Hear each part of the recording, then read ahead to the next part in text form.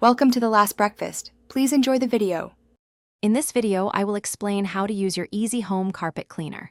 First, prepare your space by moving all furniture and small items out of the way. Next, vacuum your carpet thoroughly to remove loose dirt and debris. This step is crucial for effective deep cleaning.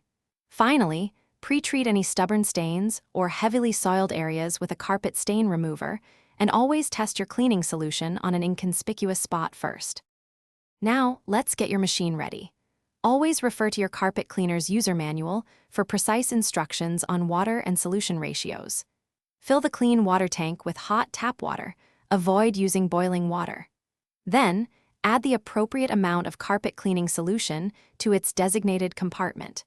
Make sure both the clean water and dirty water tanks are securely in place before you power on the machine. It's time to deep clean. Start in the corner farthest from your exit, working your way backward.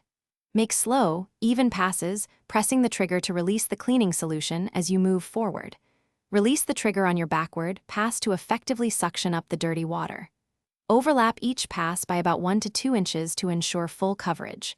Remember, avoid overwetting the carpet. 2 passes per area are usually sufficient.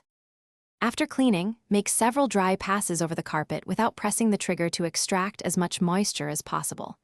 This significantly speeds up drying time. Next, empty and thoroughly rinse both the dirty water and clean solution tanks. Clean the brush rolls and nozzle to remove any trapped hair or debris.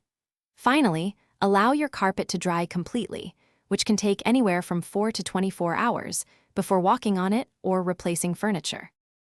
Thanks for watching. If this was helpful, leave a like and consider subscribing. See you next time.